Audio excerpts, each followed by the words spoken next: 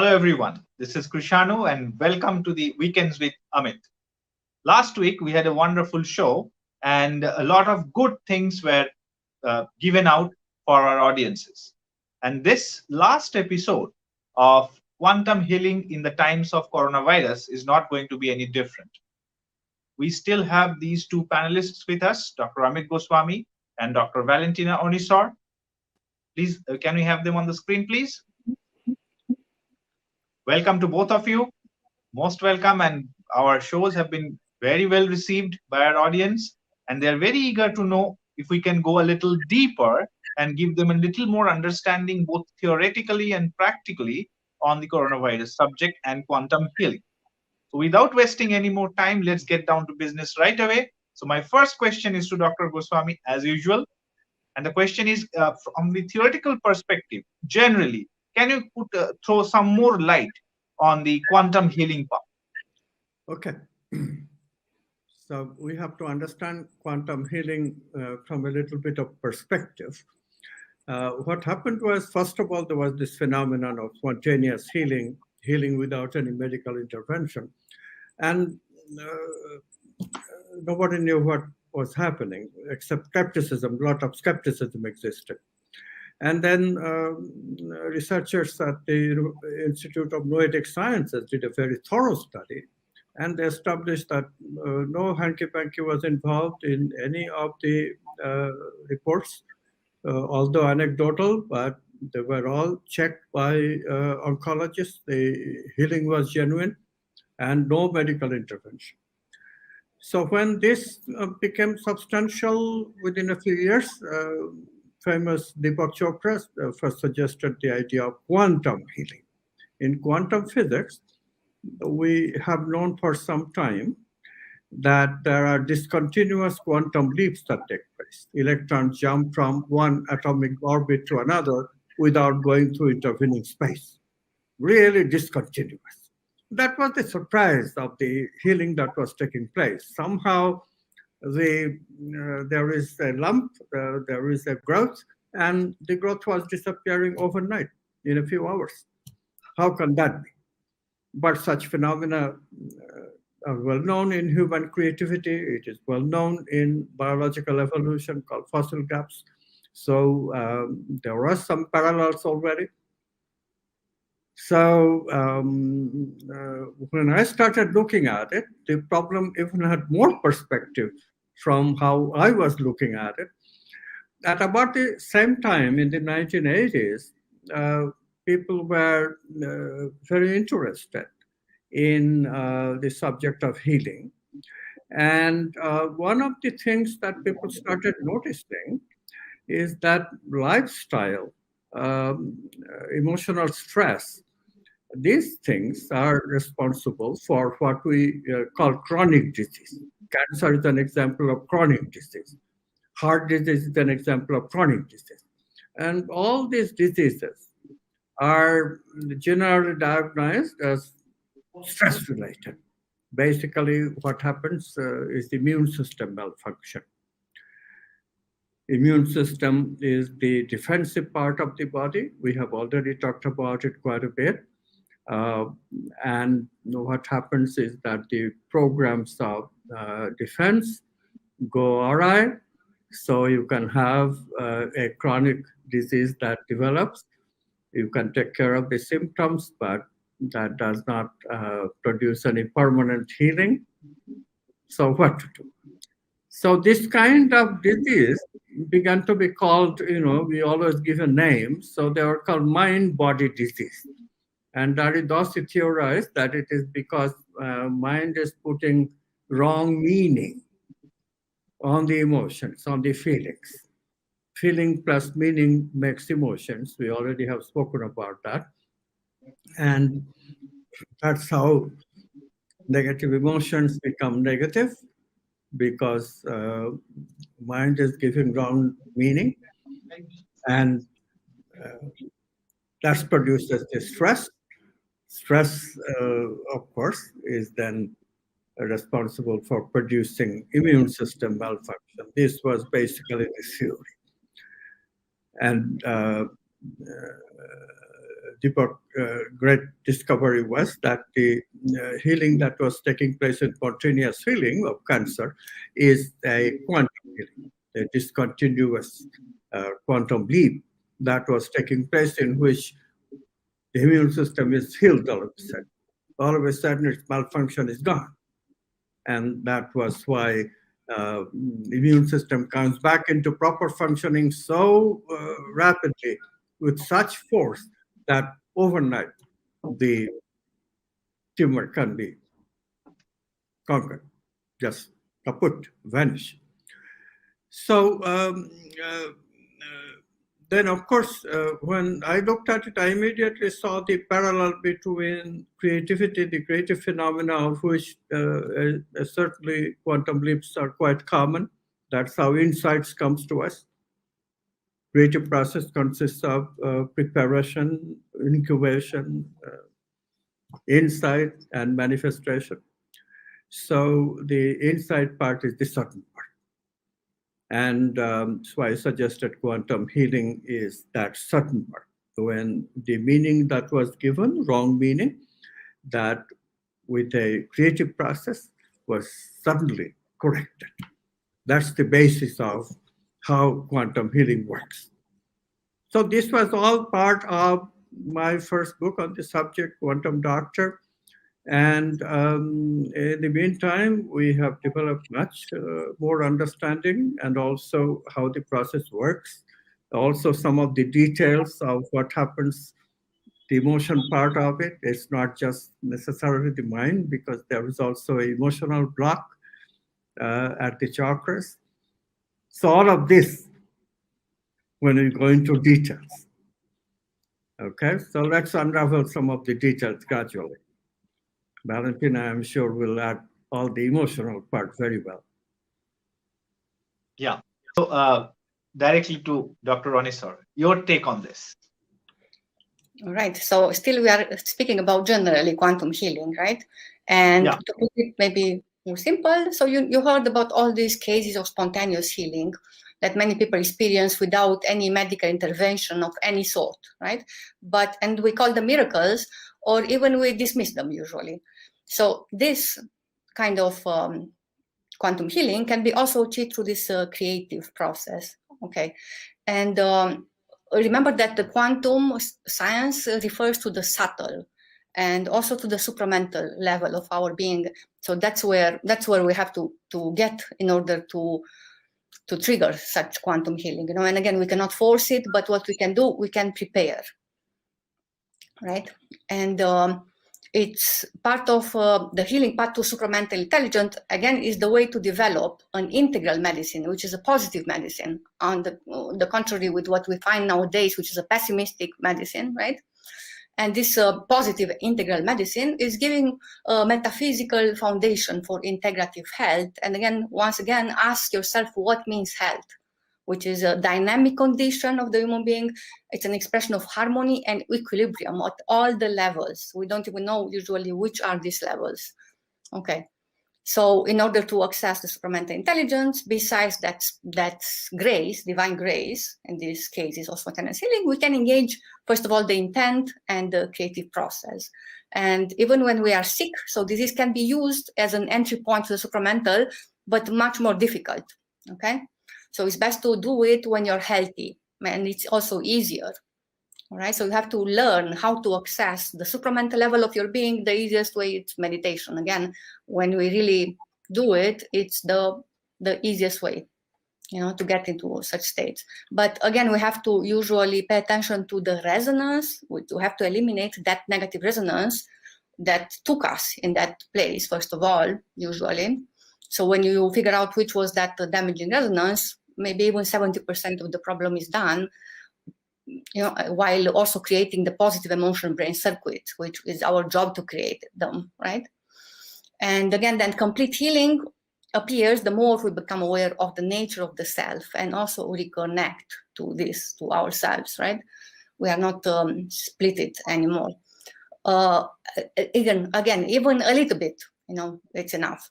It depends where you are and what is the problem there. So, and then our life is, of course, we are transformed after we go through such process. Okay, so that's just very briefly about quantum healing. So that was in general about quantum healing. What about, in particular about coronavirus? Well, before I get into this, let me add something though. Very important thing we left out. Yeah. Mhm. So the chakras come in a major way in the development of this chronic disease. What we have discovered now, we already have shared with you, there are two cells at the navel chakra and at the heart chakra. These cells we are not usually aware of. Women are a little aware of the heart chakra. Similarly, men are a little aware of the navel chakra. Men talk about gut feeling, women talk about feelings in the heart because they actually experience those feelings in those chakras. Now, if in a life all of a sudden something happens that is very negative, for example, let's say a woman loves her husband and then the husband dies.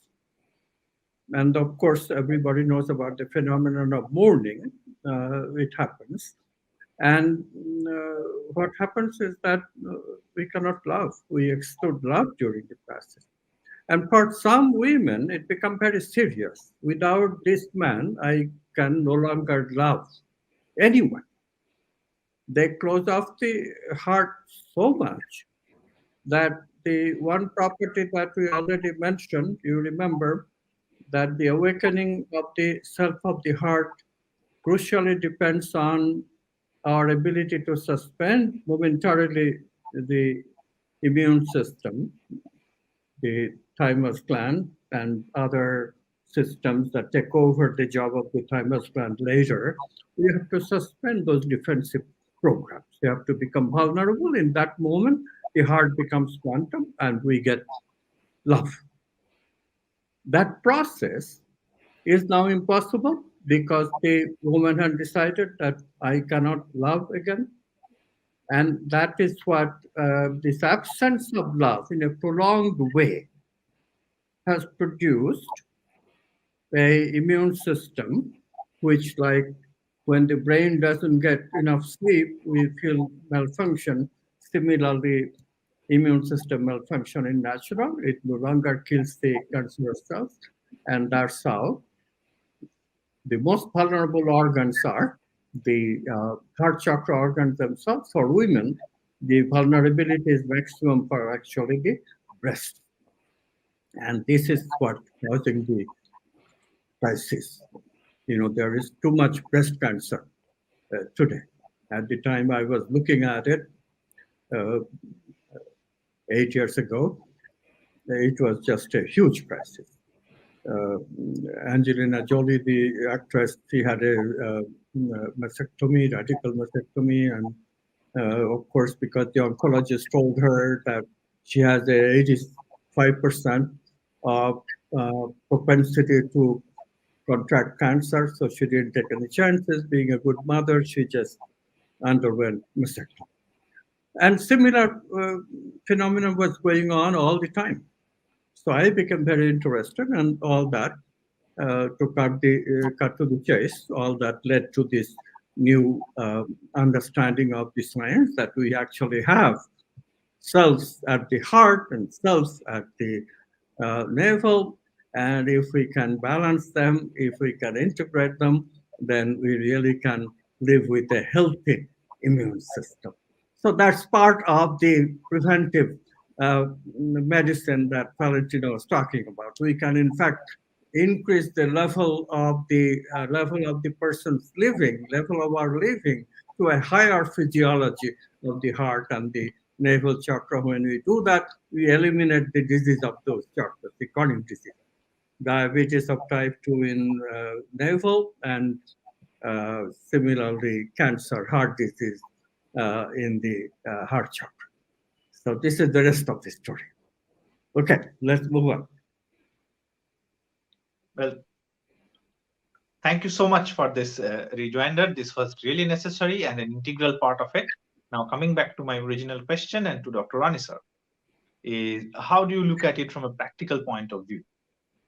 Regarding COVID, right? Yeah, regarding COVID, yes. Okay, so from you heard about software and hardware, yeah? So software refers to the function, okay, of the organs. So the dealing with the coronavirus has three aspects. One is to strengthen our immunity, and you heard Amit talking about the heart chakra and the thymus gland, and not only things related with the immunity, we had previous webinars. Then the second would be strengthening the organs and especially the host sites of the virus, especially the lungs. And three, strengthening the vitality of the whole vital body, because of course you will feel very tired, exhausted, and all that. Yeah. So these are the things. It's best if you can apply all kind of measures, these included, but also many other which it really exists in the world in the first moment when you suspect yourself. You know, that you may have an infection, right? And of course, remembering once again about that fear and anxiety, which is not supposed to be at the base of our choices and ways of living. And also, we are not supposed to exacerbate them because, of course, they will affect all these organs, and especially the lungs, by the way. So the fear is directly associated with the lungs, not to mention the hypoxia from wearing a lot of the time all that mask. So we have to find ways. All right, so about the immune system a little bit. So it straddles the heart and the navel chakra mostly. And of course, we speak about thymus gland and me and not me, all this living all the time in a defense way. Instead, when you don't have that state of love in your life active. And so again, the preferred host, the second point is about the malfunctioning lung. Malfunctioning implies that the hardware, software, the physical, vital connection has gone awry, yeah? And if the lungs are healthy, actually the virus does not get its preferred host, yeah? And all the effects will be very mild. Okay, so the first quantum preventive healing hint is how to improve the vital software of the lungs. And you heard about this do-be system. If not, you need to, we'll discuss about this later on. So it's involving the breathing practice called Pranayama, which works miracles to strengthen the lungs and in fact all the organs. And it consists in alternative deep inhaling. So the organs burst into function chakra by chakra as you inhale and supply oxygen to the organs in abdomen, chest, and throat area. So this is the do phase, if you want. And then you deliberately hold the breathing for a few seconds. It's called kumbhaka in Sanskrit, but you can easily recognize it's the B phase of this creative process. And then you exhale slowly, deoxygenation as the organs progressively stop functioning, stopping the movement of vital energy. And then you repeat it a few times. Of course, remember to work with the intent. So if you have such situation, you can simply use your intent in the beginning of the day, in the beginning of such practice, in the beginning of the evening, intent towards complete healing. All right. And then, of course, if the immune system is healthy, it will succeed in killing off mild attacks. Yeah, many times it can be really mild. Even if the lungs are not so great, but the immune system is healthy, there will be complications, but sooner or later the immune system will succeed. It's just a matter of time, and the patient survives. Okay, and but it's a big problem when the lungs are not healthy, and also not the immune system is compromised. And then when it's a weak response, it's not helping the lung defend itself. The immune system, it's going again, right? And it overfunctions, it goes into overdrive. And it is this overdriven immune system reactions that eventually can kill the patient, right? So the second quantum preventive healing hint is to keep the immune system from malfunctioning, to give it the required rest. And the recipe, of course, it's again love, meditation on the heart. It's a very, very good technique. Remember, we suggested that you, even if you're more isolated, but still it would be wonderful and necessary to have a community or to create, even online, with communities with meaning, not just nonsense talk there. And you can perceive this kind of non-locality in work, in such groups, if you don't have another chance to get a hug and so on. Yeah, so activate the heart chakra, speaking of chakras. Even Amit is suggesting this very easy method, like rubbing the palms together with the intent. Again, you put that intent to connect with your heart, and you bring the palms to your heart chakra and hold them on the heart, on the chest, or even an inch away for a minute until you feel the energy in the heart. There are methods, of course, in Qigong, in yoga. There are wonderful methods which will help, especially if you practice them with perseverance, to activate this heart chakra. And also you need to remember at least a heartwarming emotional experience from your memory to recreate the memory as vividly as you can. And in combination, it will amplify your heart energy. All right. And there's the other factor which I spoke about, that fatigue, which is all over the body, which is due to the general disconnect of the living hardware and software, which is an indication that coronavirus actually intrudes all the organs in the body. Again, if it's really happening, sometimes you can be paralyzed from fear. You can even die from fear. So just truly realize that the fear is the worst enemy you can have. Okay, so we mentioned about how coronavirus, by depleting the body of vital energy, produces silent hypoxia also.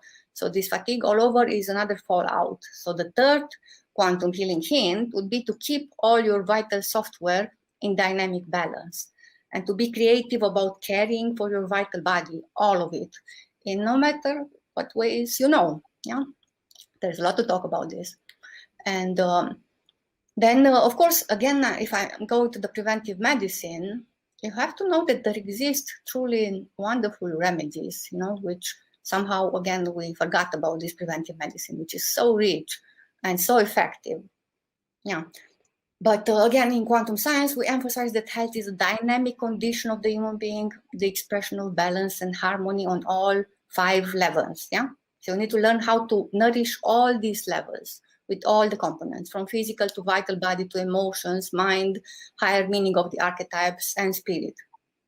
Okay, so the emphasis would be on preventive medicine first of all, but then of course, if you had COVID, according to what level was the level of your situation there, you can and you should take care, because you're not given truly recipes. So if you've been in hospitals and then you are sent home after a while, if you really had a severe situation, you will need to truly do something about this vital body, because if not, you may remain with serious consequences, especially at the level of the lungs, as I said, and in time all over if you're not taking care of it. So you need to learn how to work. For example, there's this point in Qigong, in the center of the chest. It has a name, Zong Tan Tien. So you need to massage up downward the point 36 times, for example.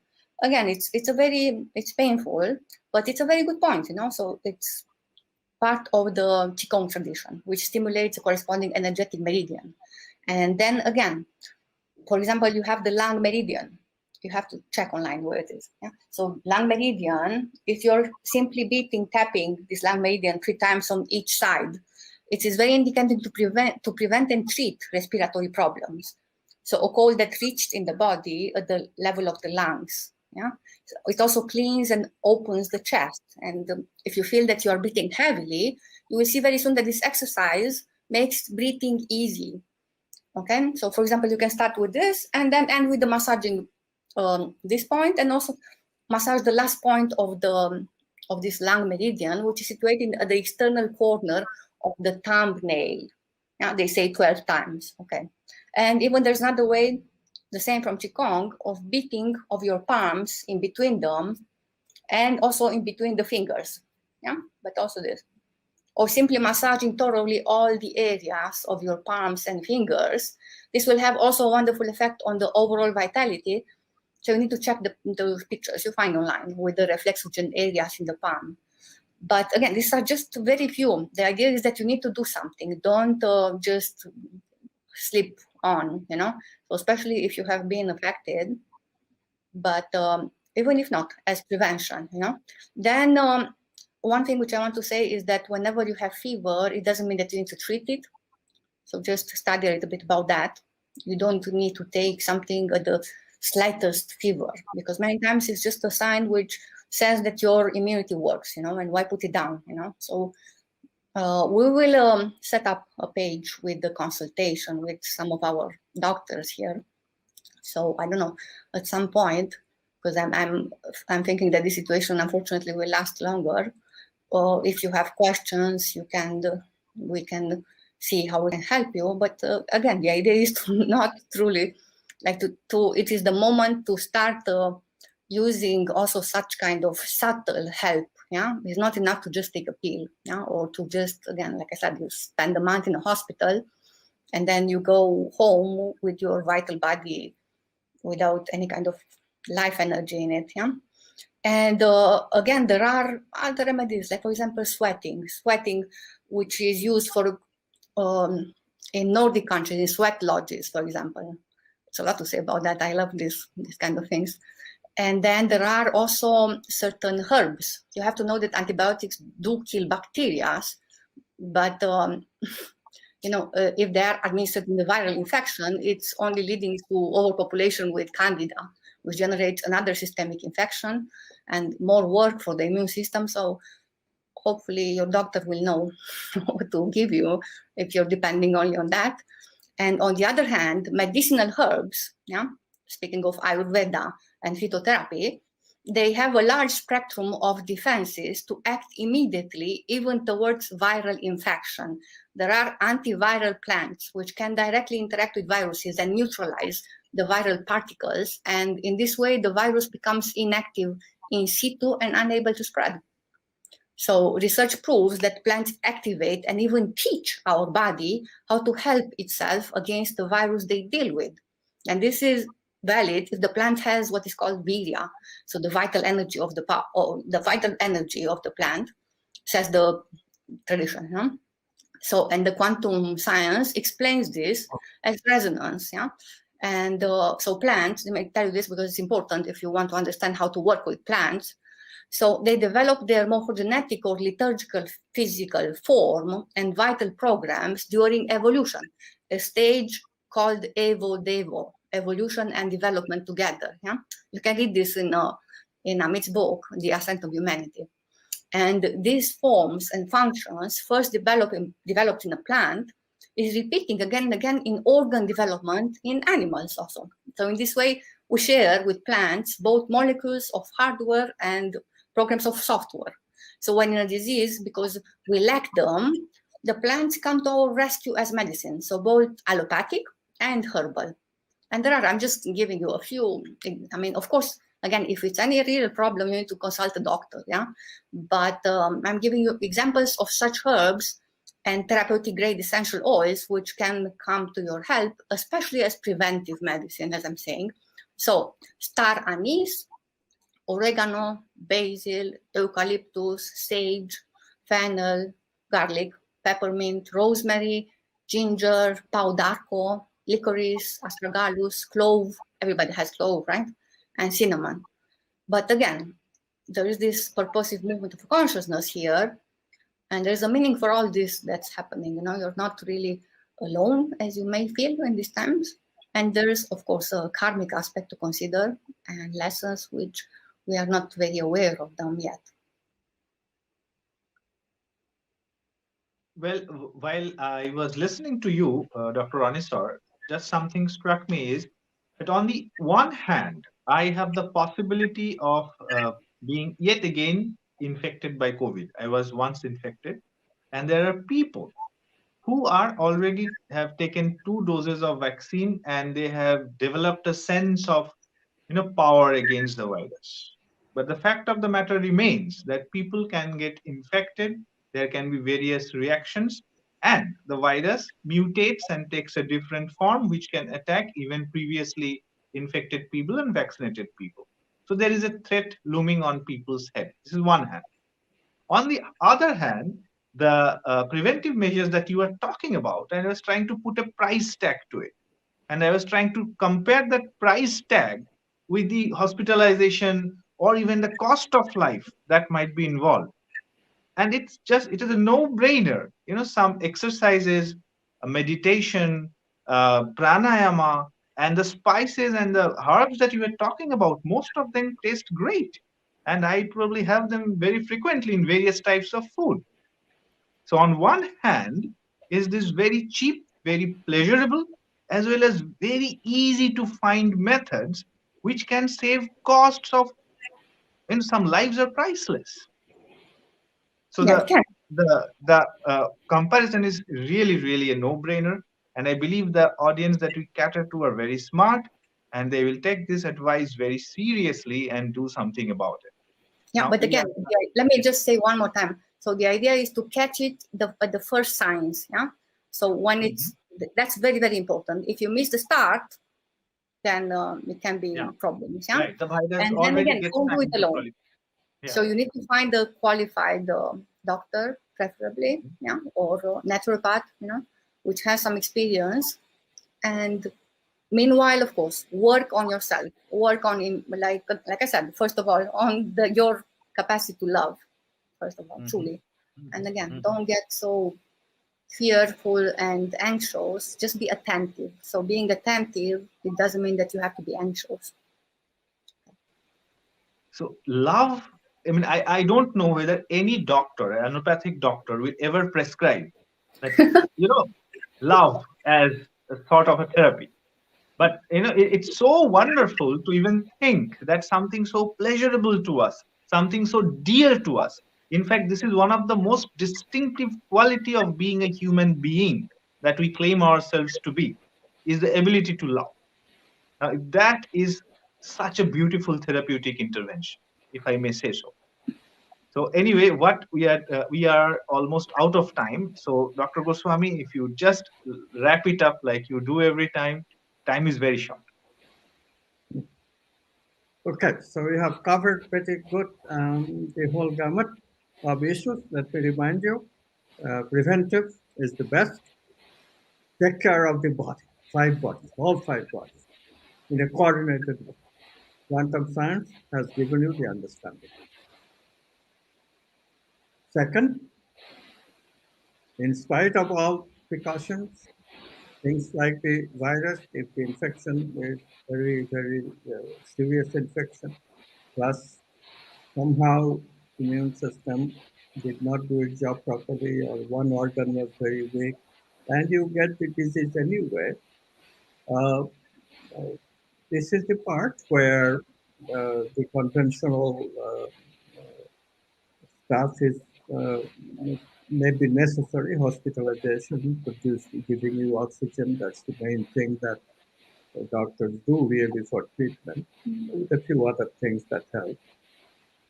But after survival, after you have survived, now bring back those same practices in the aftermath of the disease. This is one thing that is really, really a very bad practice of allopathy because of the cost of hospitalization, because of the cost of doctor's visit and cost of drugs in general, and it is just drug therapy mainly. So the doctors don't pay attention to what is happening the aftermath of coronavirus. Aftermath of coronavirus is very serious because, as Valentina said, the software and the hardware don't match together very well. So the software is not working properly, and this is why people feel so weak for months on. And other disease can also happen in that time because many of the organs became affected with software. So in the aftermath, again, you have to use those same kind of practices, but this time be sure that you go to an expert who will prescribe a mixture of the exercises, Qigong, Pranayama, and all that, quantum yoga, but also give you herbal medicine to start providing you with the missing software. This part, quantum Ayurveda does the best. Homeopathy is another choice, but homeopathy uh, is difficult to apply. You cannot find the right match for homeopathy. That's another story. But Ayurveda is available, and very effective. We understand why plants work to heal us. All of this science, use it, please, because then the suffering worldwide would be so much reduced and we'll all be better for it. Thank you very much. Thank you so much. And we will meet next week with a new subject. And I'm sure that this subject will add value to the time that our listeners and our viewers invest in this. Thank you so much again. Thank you.